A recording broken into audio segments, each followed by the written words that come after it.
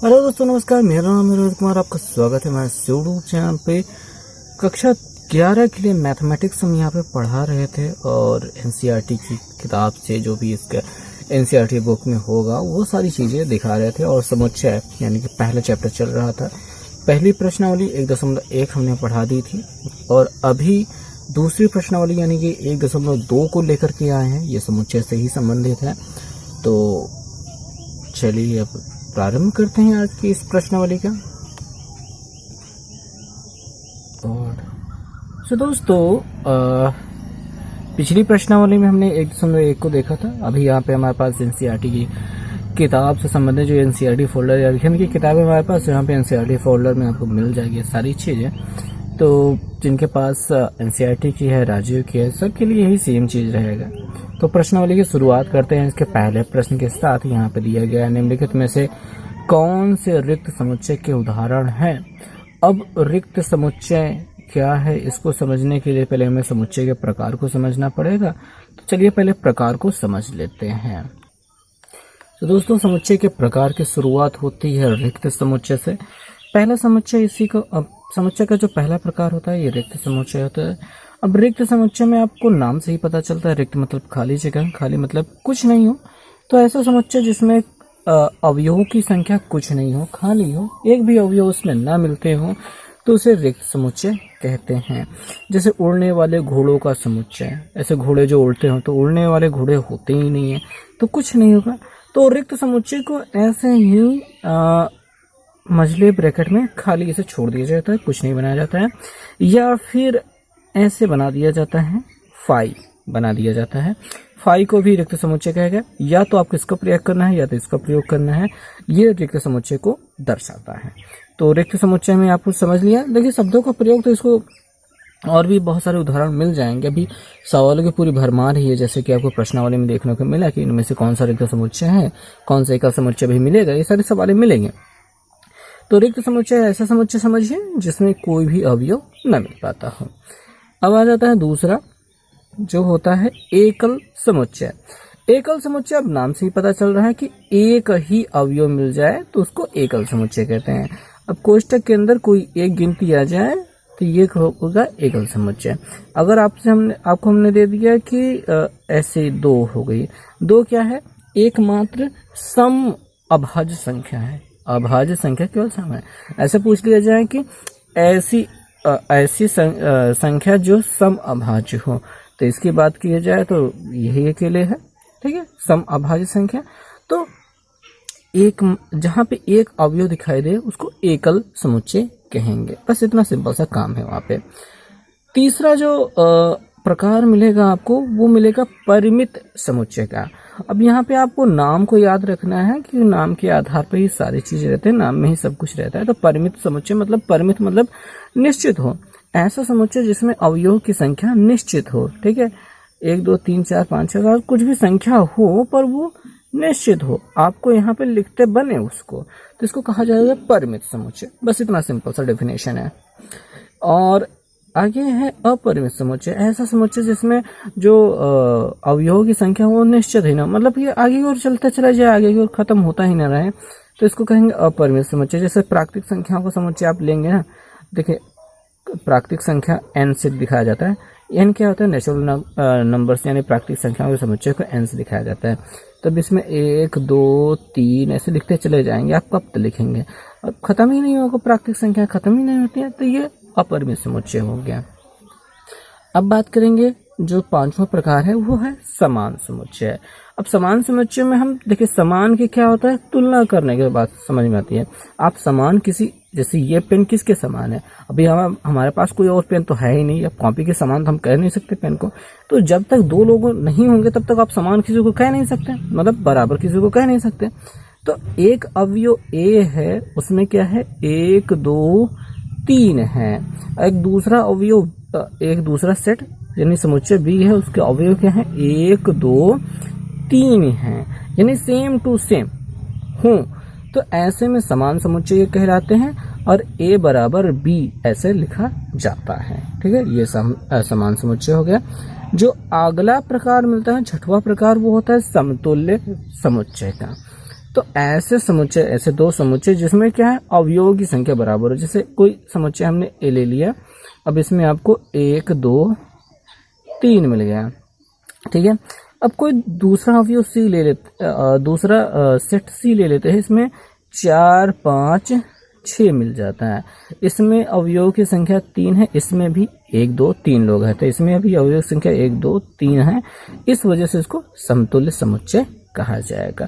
तो बस इतनी सी बात रही है, हो गए समुच्चय के प्रकार खत्म। अब सवालों पे हम चल सकते हैं वहां पे। तो चलिए प्रश्नों की शुरुआत करते हैं। यहाँ पे सभी प्रश्नों को हमने लिख लिया है कॉपी में डायरेक्ट, और उसके बाद प्रश्नों को हम पढ़ते हैं।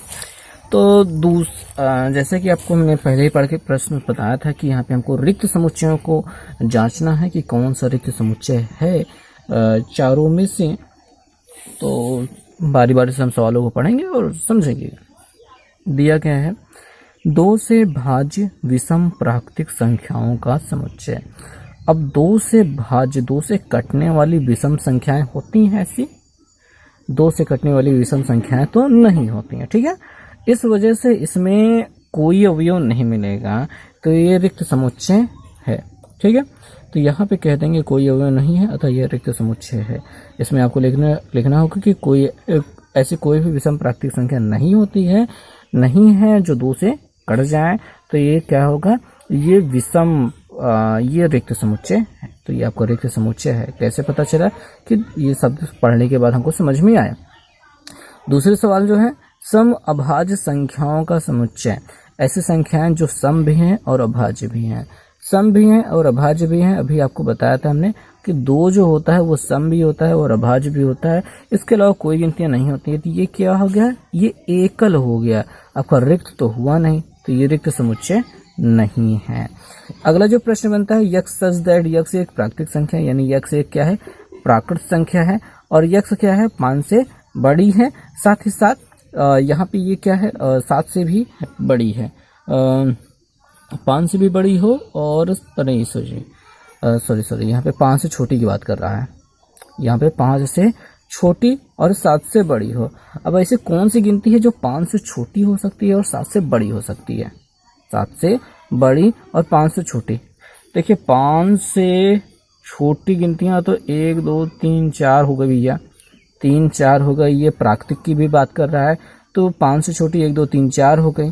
साथ ही साथ 7 से, यहाँ पे 7 से बड़ी, 7 से बड़ी क्या हो गई, 8 9 10 11 हो गई। ये सब आगे चलती चली जाएंगी। मैच कर रहा है कुछ दोनों शर्तों पे? जी नहीं, मैच कुछ नहीं कर रहा है। इस वजह से क्या है, ये रिक्त समुच्चय है। कोई भी गिनती ऐसे मिल नहीं रहे, तो इस वजह से ये रिक्त समुच्चय है। और जो चौथा हिस्सा बचता है, वहां पे कह रहे हैं वाई सच दैट वाई किन्हीं भी 2 समांतर रेखाओं का उभयनिष्ठ बिंदु। मतलब 2 ऐसी रेखाएं हैं जो समांतर है, क्या इनमें कोई कॉमन बिंदु होगा?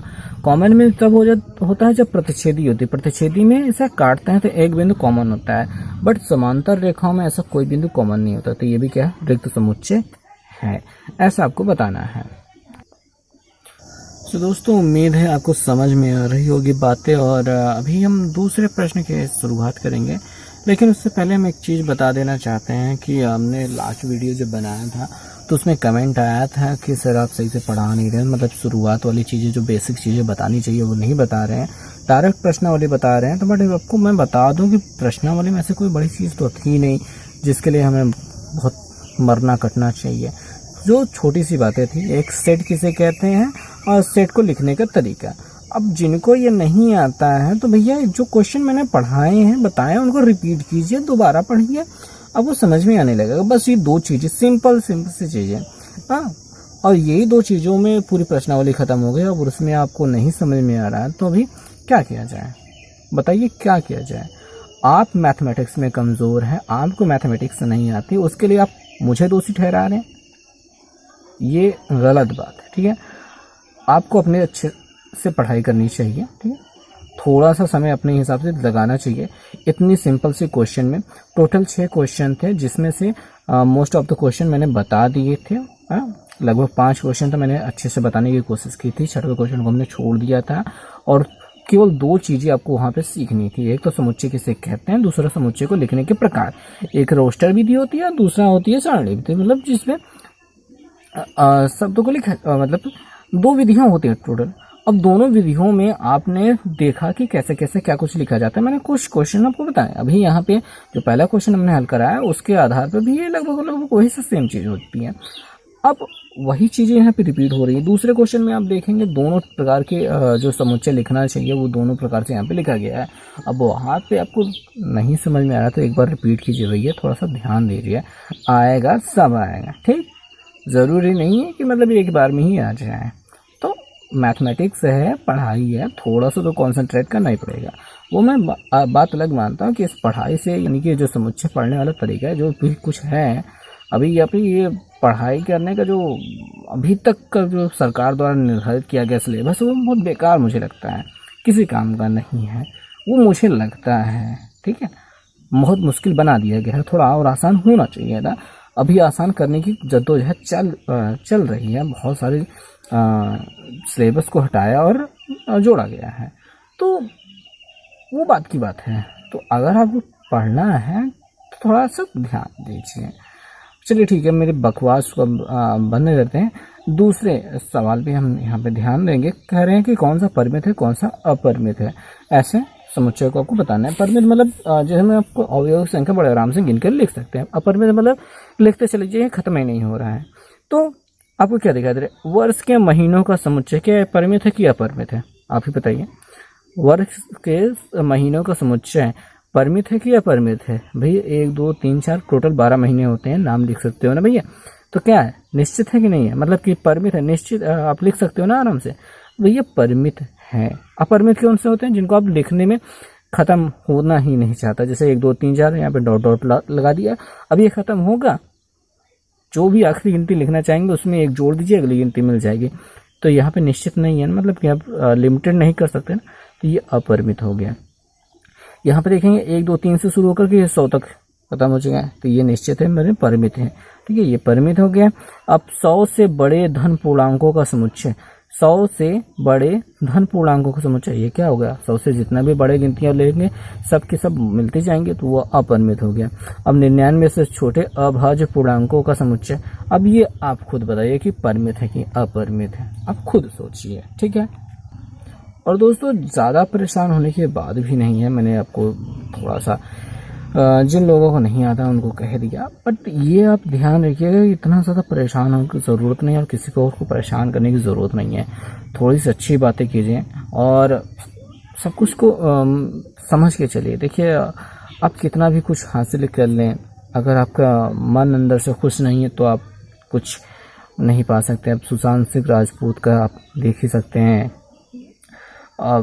इतना कुछ उन्होंने एक छोटे से स्तर से, बहुत छोटे से गांव से शुरू करके, पटना के एक छोटे से गांव में उनका घर है, वहां से शुरू करके वो बॉलीवुड के स्टार बने। और उसके बाद इतना पहुंचने के बाद वो कहते हैं ना कि इंसान बाहर से कितना हंसता रहता है, अंदर कितना राज छुपाया रहता है, क्या दर्द होता है कुछ नहीं पता।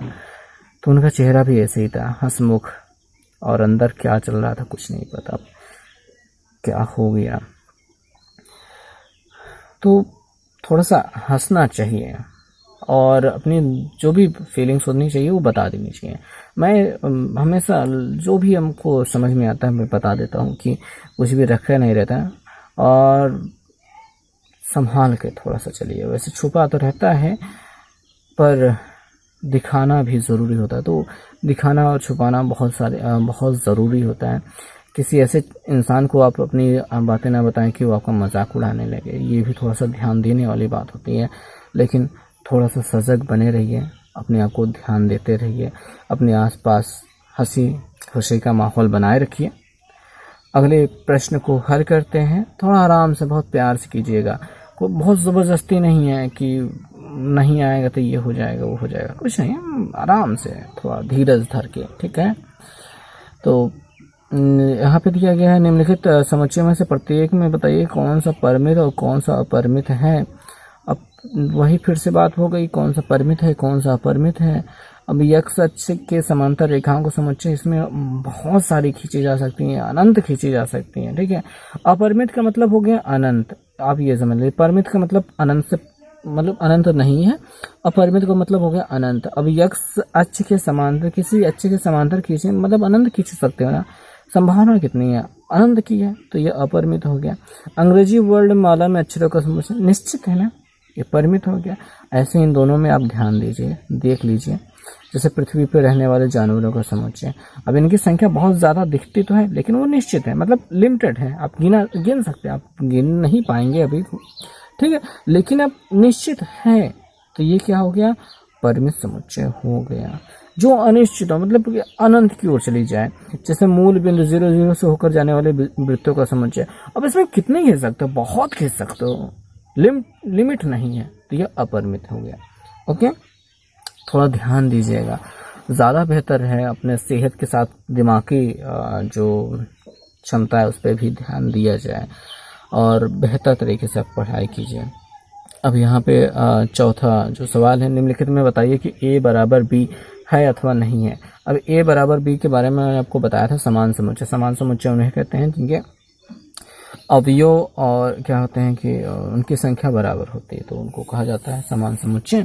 अब पहले समुच्चय में ए बी सी डी है और इसमें ए बी ठीक है, ए बी सी डी है, वही गिनती है, उलट पुलट के दिया है। उलट पुलट के देने से कोई मतलब कोई फर्क नहीं पड़ता।